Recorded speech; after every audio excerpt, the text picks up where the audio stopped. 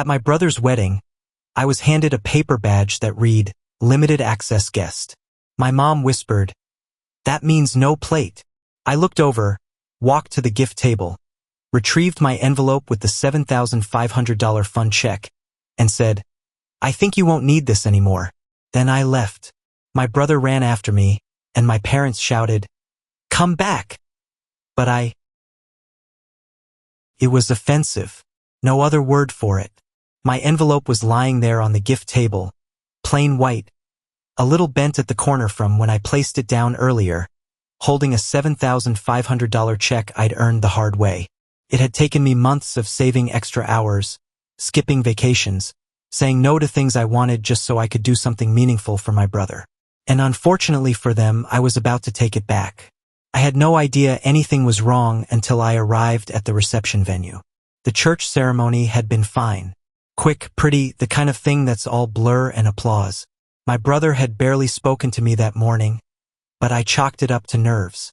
I didn't expect red carpet treatment. I'm not that guy, but I assumed I was part of the Day family after all. When I reached the reception check-in, I was behind a couple who were handed shiny envelope-style badges, gold-trimmed, with their names and table numbers printed in calligraphy. Then it was my turn. The woman behind the table didn't even look up. She handed me a paper badge. I stared at it. White, flimsy, printed with thick black text that read, "Limited Access Guest." I paused. I thought maybe it was a mistake. Then my mom appeared like she'd been waiting nearby just for this moment. She leaned in and whispered like we were sharing a joke. "That means no plate." I waited for her to smile, to wink, to make it a joke, but she just walked off before I could even ask anything. I stood there holding the badge, suddenly aware of how quiet everything got in my head, like I was underwater. I walked into the hall anyway, telling myself maybe there had been a mix-up.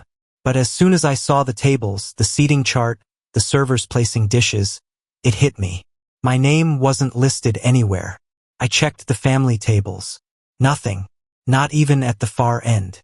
No chair, no plate, not even a name card. I wasn't a guest. I was a placeholder, a loose end they didn't bother to cut. I stood near the wall, watching everyone settle in. My brother raised a toast. My parents clapped. His fiancée leaned in and kissed his cheek while people snapped photos. I waited for someone to notice me, for someone to walk over and say it was a misunderstanding. No one did. They saw me. They just didn't care. So, I made my way out of the main hall and back to the entrance where the gift table stood. It was crowded earlier, but now it was quiet. Just a few scattered envelopes and gift bags. I spotted mine immediately. It was the only one that wasn't sealed with a sticker or ribbon, just folded closed. I picked it up, opened it, took out the check, and held it for a second. Then I said, not loudly, but clear enough, "I think you won't need this anymore." I turned and walked toward the exit. I didn't make it 10 steps before I heard chairs scraping, someone calling out my name, then my brother's voice, louder, angrier, and then my parents. They were all shouting now. "Come back, come back." I didn't. I walked calmly to my car, started the engine, and drove off without a second glance. They could toast and dance all they wanted. But now the honeymoon they'd been so desperate to afford just got a little less golden. They didn't want me there. Fine. But they wouldn't get to use me either. I didn't sleep that night, not because I was angry, though I was, but because everything that happened kept running through my head in perfect detail over and over like it was burned into the inside of my eyelids. I couldn't stop thinking about that envelope sitting on the gift table. How proud I was when I dropped it off. I thought I was doing something good, something meaningful. I thought I was part of something. Instead, I was the guy with the paper badge. The guy who didn't get a seat. The guy whose own family decided he didn't quite belong. That wasn't some oversight. That wasn't a mistake. That was deliberate. By morning, the text started. First my mom, then my dad, then my brother. "Can we talk? Please don't make this a thing. Let's not ruin the weekend." No one said they were sorry. No one admitted anything. It was all deflection and sugar. As if my reaction was the problem, not their treatment. My mom actually wrote, "We assumed you'd be okay with standing since you always say you don't care about fancy stuff. Anyway, like I was supposed to be grateful for the privilege of being excluded with a smile. Around noon, my dad called. I ignored it. He called again, then a text. Come over. We want to talk. Your brother's here, too. I didn't answer right away. I took a shower, made breakfast, cleaned the kitchen. I didn't owe them urgency, and I didn't owe them the benefit of the doubt either. But still, part of me wanted to go, not to fix anything, but to watch them squirm a little. They needed that check. I knew that. I knew how close to the edge they were financially. I'd heard my brother complain about the venue cost and how stretched they were trying to book a honeymoon in the same month. So, I went not out of forgiveness, out of curiosity. When I pulled into the driveway, my brother's car was already there. So was my dad's. I walked in without knocking, and all three of them were in the living room. My mom tried to look casual, smiling like I was back from a long vacation. My dad nodded like this was going to be a reasonable conversation. My brother stood and half raised the hand like he wasn't sure if he was supposed to hug me or shake hands. I sat down and didn't say anything. I waited. My dad spoke first. He said it was really unfortunate how things went yesterday.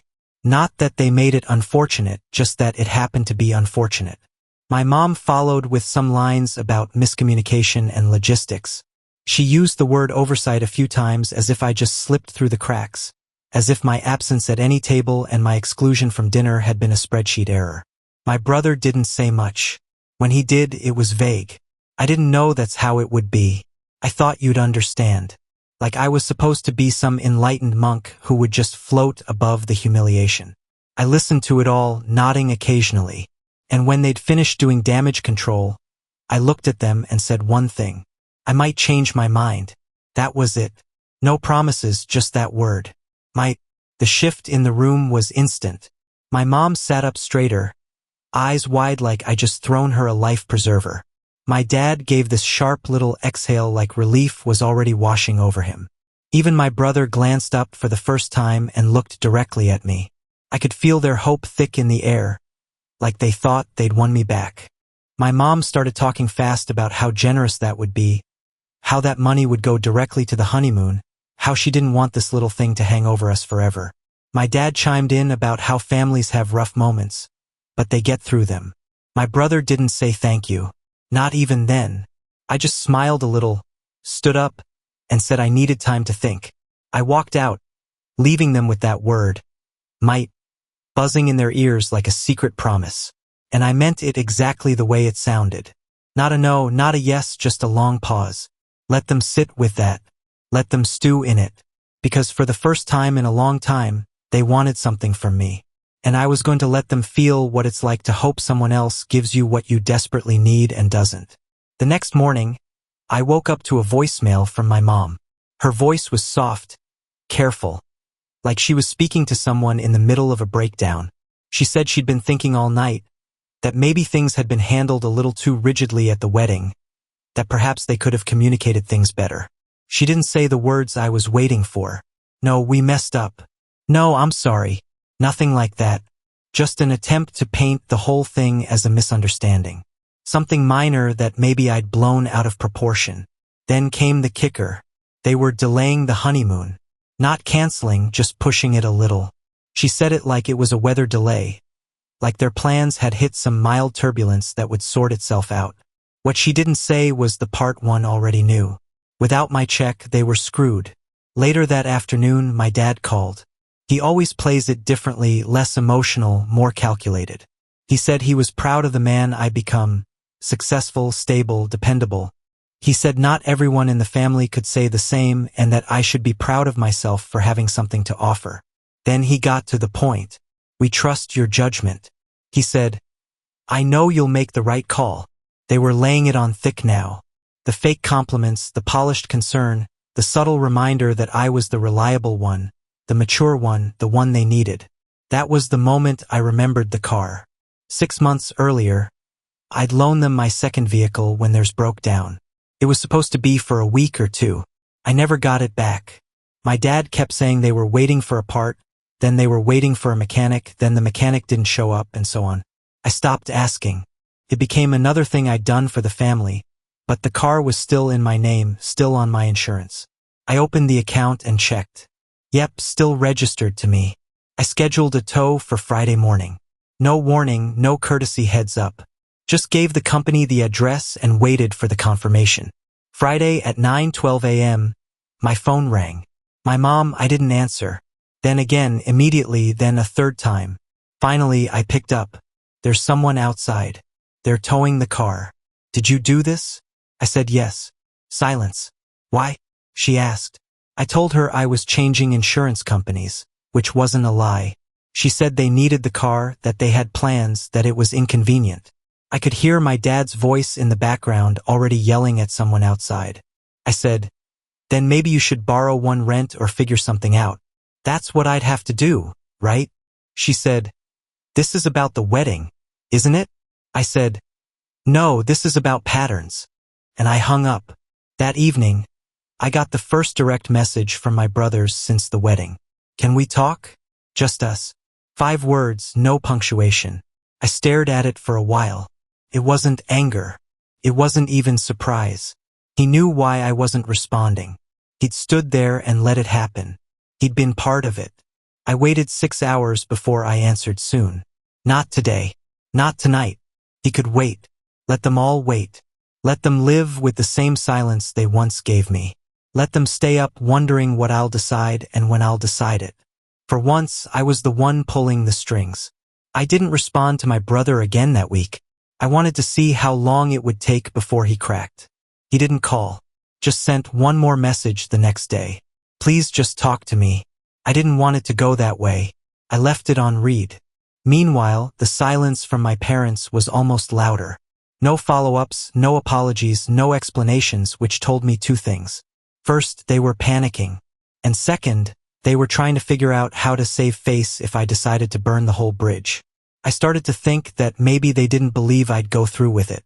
That maybe they still saw me as the same guy who showed up to every family gathering, paid for dinner more often than not, stayed quiet when they took advantage because that's just how family is. But I was done being predictable. 3 days after the car was towed, I dropped by unannounced. I parked across the street and walked in through the front door. My dad was in the living room watching the news. He flinched when he saw me. My mom walked out of the kitchen like she'd been rehearsing something. I didn't know you were coming, she said. I know. I sat down at the table. They didn't offer coffee, which was a first.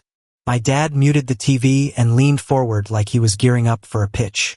He said they talked to Ryan, my brother, and that he was really upset about everything, that he never intended for me to feel excluded, that the wedding was stressful and chaotic and full of decisions that had to be made quickly. Then my mom added that they'd been looking at alternative honeymoon options. Something smaller, she said. More local. I asked if they'd booked anything yet. They said no. Still figuring it out. I nodded. Then I said this. I might be able to help, but I was thinking maybe I'd put it in the form of a loan. Nothing too formal, just something with terms. The room froze. What kind of terms? My dad asked. Monthly repayments with interest, I said. Nothing crazy, but it's a lot of money. I think it's fair. They both looked like I just spoke in another language, my mom said. But it was a gift, wasn't it? It was going to be, I said. Then you downgrade me to a limited access guest and cut me out of your wedding like I was some distant cousin you barely knew. My dad got quiet. My mom looked like she might start crying.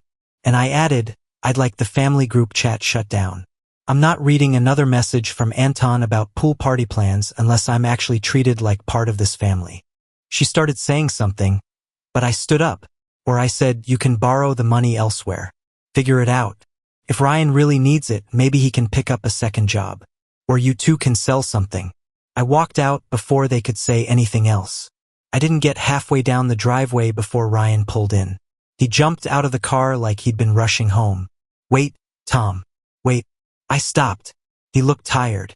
Not fake tired, actually worn out. And in a weird way, it threw me. I hadn't seen him that way before. I know they screwed up, he said. I know I did too. But you've made your point. Okay, just don't keep doing this. I didn't say anything. I asked Dad for help. I didn't know they were going to treat you like that. I swear I found out afterward. I asked him if he had anything to say at the reception. When he saw me standing off to the side, When I walked out with the envelope, he didn't answer. I meant the gift, I said. Every dollar of it, he nodded. Then I got in my car and drove off. That night, I saw something I didn't expect. A message from Ryan's fiancée. Hey, I don't know everything that happened, but I just want you to know I'm really sorry. I saw what they did and you didn't deserve it. That stopped me for a minute. I read it twice, then I smiled. At least one person in that house had a working moral compass. After that message from Ryan's fiancée, I did something I hadn't done all week. I responded. Thanks for saying that. I appreciate it. I really do. She replied almost instantly. I just wish you'd stayed. I think everything would have played out differently if you'd been there longer. I didn't agree, but I didn't argue.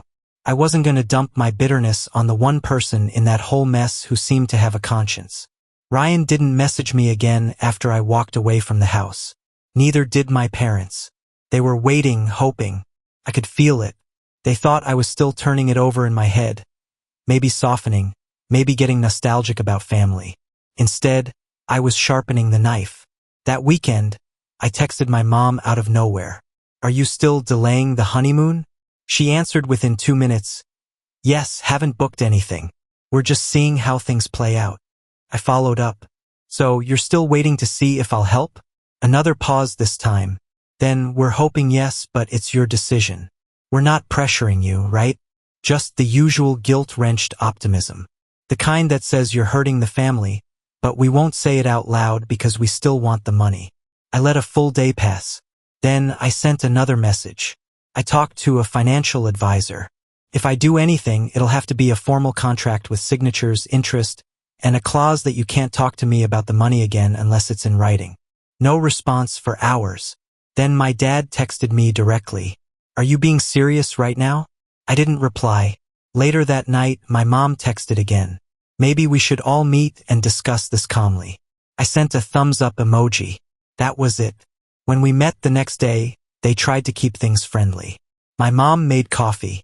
My dad had a printed list of alternate ideas, including one where I give a portion of the money now and the rest after they repair the trust. Ryan wasn't there. I asked why. My mom said he doesn't want to be part of this anymore. He's stressed enough. I smiled and said, that's fair. I'm stressed too. So, let's just wrap this up. My dad handed me the printed page like it was a peace treaty. I scanned it, then folded it in half and slid it back across the table. I've made my decision, I said. You'll need to figure it out without me. Borrow the money. Earn it. Do what you need to do. Just don't ask me again. My mom's mouth opened, but nothing came out. My dad just sat back like he'd been punched. That moment when the hope drained out of their faces completely. I'll never forget it. The next morning, I woke up to 0 messages. Not a single call. They went silent. I wasn't surprised. Later that week, Ryan's fiancée texted me again. They told me, you shut everything down. I just want you to know I still think you were right. I stared at that message for a while, then replied, you're the only one who gets it. And she said, maybe I'm just not used to this kind of family yet. That one made me laugh. At least someone finally said it out loud. The silence was in peace. It was punishment. A week went by, then 2. No texts, no calls, nothing from my parents, and nothing from Ryan. Not even the usual passive-aggressive attempts to reel me back in. They didn't say they were cutting me off, but they didn't have to. It was clear they thought I'd gone too far because I stopped being the one who swallowed his pride.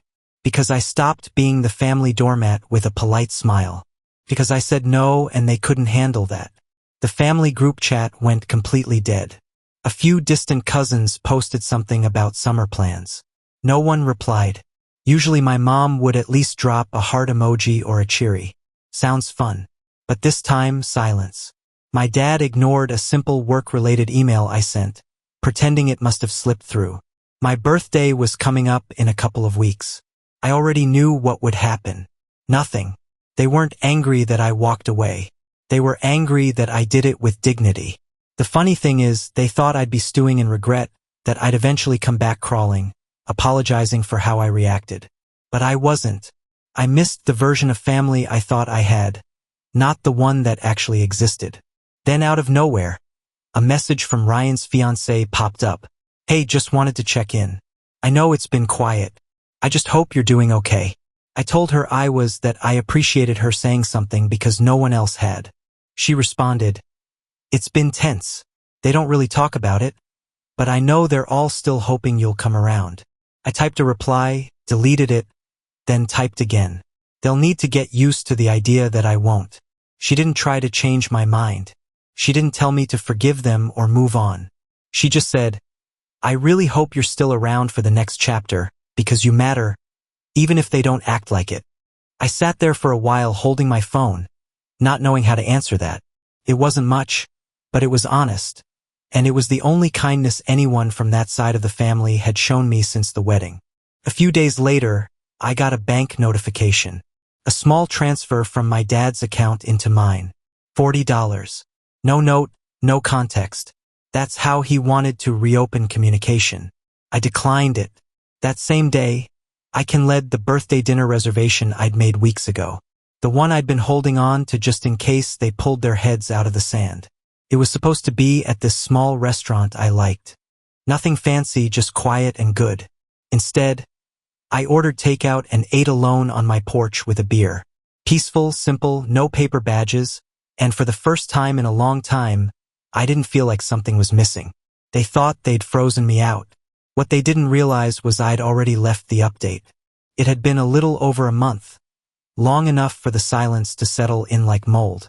Slow, quiet, and unmistakably permanent. I stopped expecting texts. I stopped checking the family group chat.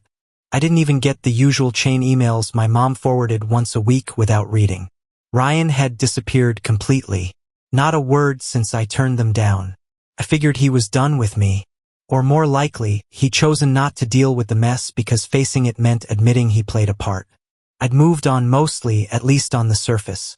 I was back to work, eating better, sleeping okay. I even started looking into a trip I'd been putting off for years. Somewhere far, somewhere they couldn't reach. Then one random Thursday night, everything cracked open again. I was half asleep on the couch, something mindless playing on the TV, when I saw a notification from an unknown number. I almost ignored it, but the first line made me sit up. Hey, I hope this isn't too weird, but I really need to tell you something. It's about the wedding and your brother. I wasn't sure if I should reach out, but I feel like you deserve to know. I blinked. The number had no name attached, just a local area code. I kept reading. This is Carrara's cousin. I helped organize parts of the wedding. Seating, RSVP stuff, all of it. I saw the original guest list. You were listed as family. Full access. Seated at the same table as your parents and Ryan. Another message followed seconds later. 3 days before the wedding, your mom changed it. She emailed a revised list. You were the only name that was moved. Ryan approved it. I remember thinking it felt weird, but figured it was a family thing. I didn't move, just sat there staring at my phone, heart pounding in this slow, heavy way. Not shocked, not exactly, just exposed. Like someone had finally turned the lights on in a room I'd been stumbling around in for years. Then one more message. I'm not trying to stir drama. I just couldn't sit on it anymore. What they did wasn't okay. I'm really sorry. I stared at the screen. They knew Ryan, my own brother, had seen me on that original list and let them bump me down to the limited access category like I was some second cousin nobody talks to. This wasn't some mistake. It wasn't a vendor issue or a capacity limit.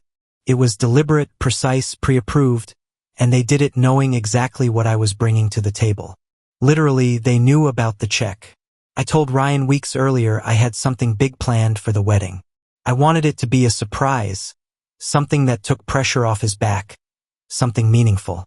He was the one who told me how tight their budget was. I offered to help and he let me. Then 3 days before the wedding, he signed off on cutting me out. I sat there and scrolled back through our old messages. Back to the night he called and said, "Man, I don't know how we're going to afford the honeymoon." Back to me saying, "I've got you. Don't worry." He knew and he did it anyway. They wanted the money, but not the connection. They didn't want me in the pictures, in the speeches, at the table. They just wanted the envelope. And that's when it stopped hurting. That's when it shifted because now I knew exactly who they were. And I had proof. No more wondering. No more second chances.